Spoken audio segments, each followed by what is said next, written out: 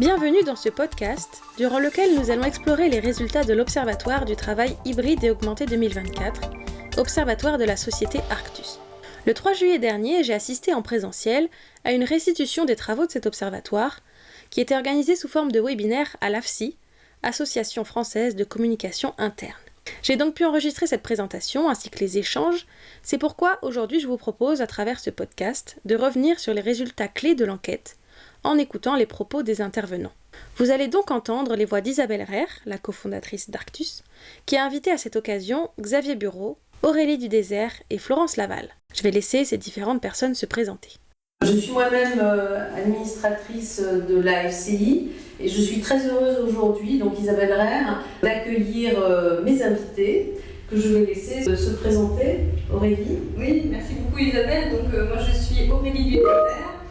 Je suis professeure des universités à l'Institut Millecom Business School et cofondatrice et co-animatrice de l'Observatoire du New Normal au travail qui étudie les transformations des modes de travail au sein des organisations. Bonjour à toutes et à tous, moi je suis Xavier Bureau, je suis le président de la société Calliope. Donc j'ai contribué à l'étude de l'Observatoire, au sens où Calliope est une société de services numériques, porte une attention particulière à la mise en place de la hybride et à son suivi dans la durée. Voilà, donc on pourra parler de ça aujourd'hui. Bonjour, je suis Florence Laval, professeure des universités à l'IAE de Poitiers, l'Institut d'administration des entreprises, et je suis notre cofondatrice et directrice de l'Observatoire du New Normal au travail. Isabelle va nous présenter les résultats de l'enquête en 5 grands volets, 5 thématiques différentes. Ces résultats seront complétés parfois par ceux de l'étude 2024 de l'Observatoire du New Normal au travail, ainsi que par des données plus concrètes, puisque Xavier Bureau témoignera des pratiques de travail au sein même de son entreprise. Avant cela, quelques mots pour situer le contexte de l'Observatoire et de l'enquête qui a été réalisée. Donc, c'est une étude biennale lancée en 2022 qui a 2 objectifs principaux: mesurer l'adaptation des organisations à l'hybridation du travail et capter les signaux qui porteront le changement dans les organisations dans les prochaines années. Cette année, l'édition s'est enrichie avec la thématique de l'IA générative. Quelques chiffres concernant les données recueillies. Une collecte de données quantitatives avec 557 répondants à l'enquête pour 473 entreprises, soit plus de 6 millions de collaborateurs représentés. Et une collecte de données qualitatives avec une douzaine d'entretiens auprès d'enseignants-chercheurs, dirigeants, DRH, etc.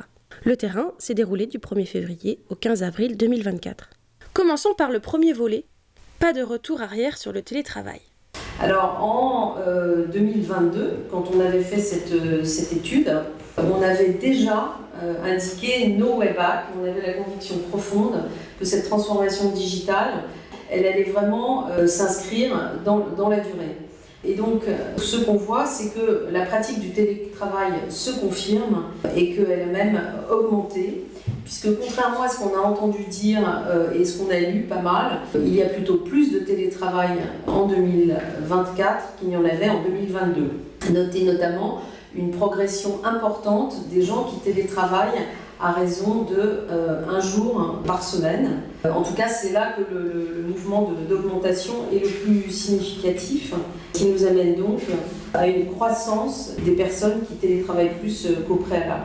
Florence et Aurélie, de l'Observatoire du New Normal au travail, confirment ces propos, mais elles affirment que dans la plupart des entreprises, le cadre du télétravail n'est pas clair, les règles ne sont toujours pas claires. Justement, Xavier Bureau a retravaillé la charte du télétravail chez Calliope, qui avait été construite pendant le Covid et donc qui nécessitait des ajustements et des évolutions. Je vous laisse l'écouter à ce propos.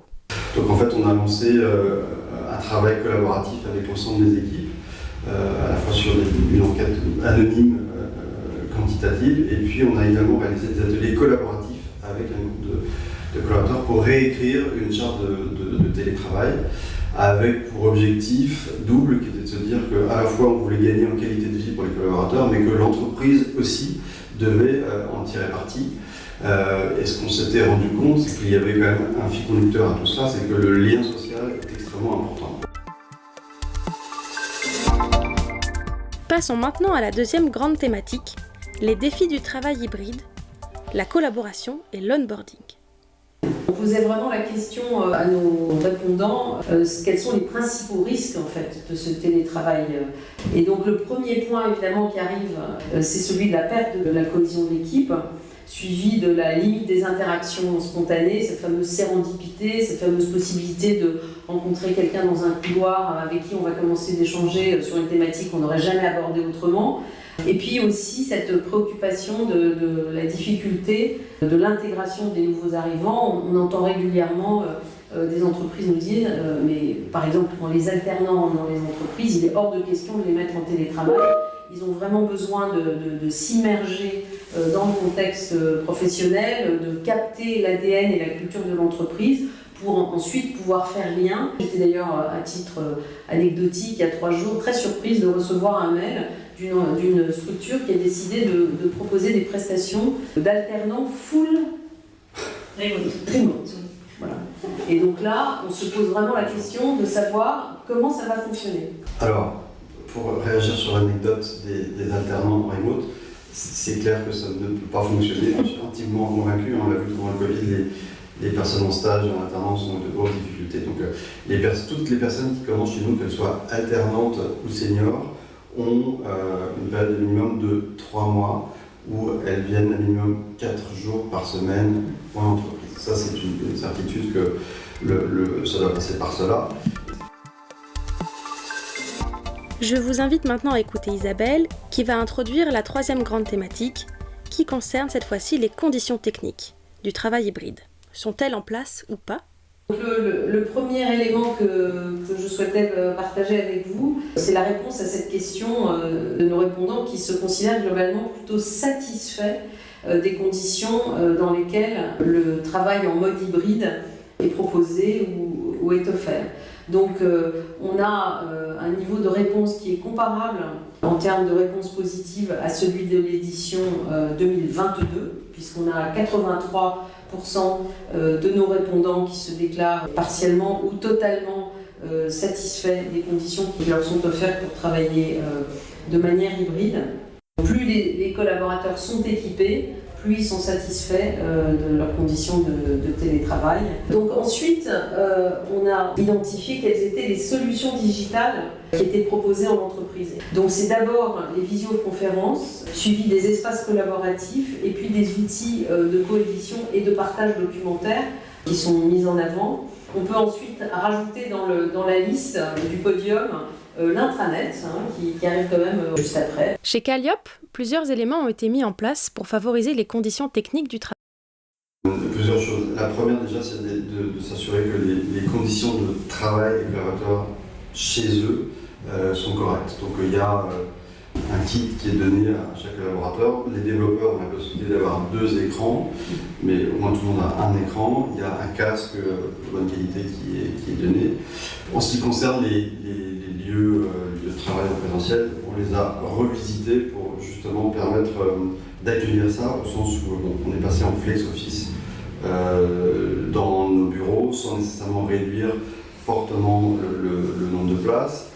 Ce qu'on s'est rendu compte surtout, c'est que même si les gens reviennent sur site, ils font quand même beaucoup de télétravail, ce qui peut être encore plus gênant qu'avant en mode open space. Donc on a augmenté la capacité de lieux où on peut faire des appels téléphoniques, des visios, en essayant de perturber le moins possible les autres. Passons maintenant au 4e volet, manager en mode hybride, une adaptation qui reste nécessaire. La première question qu'on a posée, c'était comment vous évaluez l'adaptation du management en mode hybride dans l'entreprise. Et vous voyez, on a quand même 54% de nos répondants qui considèrent que l'adaptation est bonne, voire très bonne.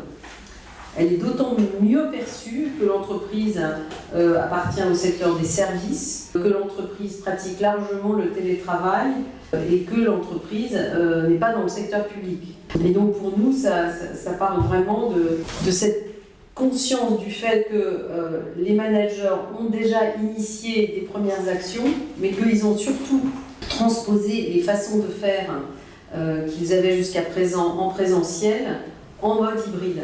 Et donc tout le travail dont Xavier nous parle, qui est de faire cet effort de penser le travail autrement, en tenant compte de cette réalité multidimensionnelle, elle est absolument impérative En tout cas, pour nous, le job n'est pas fait de manière satisfaisante parce qu'on a quand même 47% des gens qui considèrent que c'est pas satisfaisant. Donc c'est quand même beaucoup aussi. C'est un peu moins que la moitié, mais c'est quand même beaucoup. Pour améliorer le management et la prise de décision, Xavier Bureau préconise une hiérarchie horizontale plutôt que verticale. Je vous propose d'écouter Florence réagir à ces propos. Déjà, des choses très intéressantes qui viennent d'être dites. Moi, j'ai bien aimé cette idée de revoir plutôt le système organisationnel, c'est-à-dire de ne pas se focaliser sur l'individu manager. Et puis, on voit que chez Calliope, la ligne hiérarchique est assez courte. Donc, finalement, ça doit être relativement consensuel. Moi, je pense que quand on parle d'adaptation du manager, il faut se demander ce que l'on veut dire et de quel point de vue on se place. Parce que chaque manager va effectivement s'approprier cette fonction managériale et avoir ses propres valeurs et puis sa propre façon de faire, sa propre expérience. Et donc, il y a beaucoup de points de vue. Et donc, quand on parle de s'adapter, on peut avoir quelquefois une certaine incohérence. Alors, ce n'est pas le cas, évidemment, quand la ligne hiérarchique est courte, il y a moins de risques, mais ce qui peut l'être dans les grandes structures. Alors, moi, je crois que c'est la première question à se poser pour surtout éviter de stigmatiser le manager de proximité qui a des difficultés. Enfin, 5e thématique à propos des résultats de l'Observatoire, et un des aspects les plus innovants de cette étude, c'est l'intégration de l'IA générative dans le travail hybride. Donc c'est évidemment le dernier point qui nous est apparu comme une évidence, c'est que en fait l'émergence, c'est plus que l'émergence, c'est le déploiement de l'IA générative et pour nous une nouvelle dimension de l'hybridation du travail. Donc c'est toujours plus de tech, c'est toujours plus d'outils avec lesquels il faut apprendre à composer, à travailler.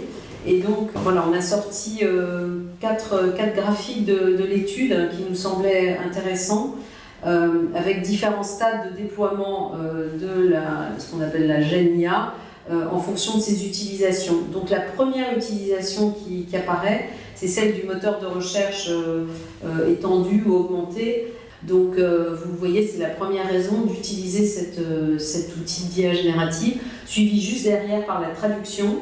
Et puis on a après l'assistant bureautique, genre copilote par exemple, et seulement viennent ensuite la production textuelle avec des solutions comme ChatGPT ou les outils qui vous permettent la production d'images ou de vidéos. Et vous allez voir que en fait, les déclarations en termes d'usage d'outils ne sont pas du tout les mêmes. Et là, vous vous rendez compte qu'on a quand même 30% des personnes qui nous disent n'avoir aucune utilisation d'outils d'IA générative. Donc entre le déploiement de l'entreprise et ce à quoi les utilisateurs ont recours, on voit le shadow IT qui est déployé de manière très importante. Et ça pose une vraie problématique de comment les salariés ayant recours à ces compétences en dehors de l'entreprise peuvent déporter des contenus de l'entreprise dans ces outils, je pense notamment à ChatGPT. Et donc c'est une vraie préoccupation par rapport à la sécurité des données. Les salariés voient dans l'IA générative une solution à leurs problèmes de productivité, c'est-à-dire qu'en gros, l'IA générative est une manière pour eux de résoudre ce problème, ça c'est très net. Si les salariés s'emparent de ces technologies, c'est parce qu'ils en ont un besoin. Il faut comprendre d'où vient le besoin, c'est-à-dire que les gens ne l'utilisent pas pour se faire plaisir. Et autre élément, c'est que les salariés ont aussi très peur de l'usage de ces technologies, notamment de l'impact que ça va avoir sur le travail et sur leur travail. Là, dans le cadre de l'IA générative, on a l'impression que l'entreprise n'est pas capable de suivre et d'entamer une vraie réflexion sur l'impact que ça a, en dehors de la gestion des coûts potentiels et la suppression de postes potentiels. Parce que ça, par contre, les directions générales s'y intéressent. Voilà qui conclut notre exploration des résultats de l'Observatoire du travail hybride et augmenté 2024. On voit bien que le paysage du travail évolue rapidement, avec des défis à relever mais aussi des opportunités à saisir, grâce à l'hybridation du travail et l'intégration de l'IA générative. Les résultats de l'enquête sont disponibles sur le site d'Arctus, arctus.com. Il suffit de télécharger le rapport sur la page d'accueil. Merci d'avoir écouté ce podcast. Au revoir et à bientôt.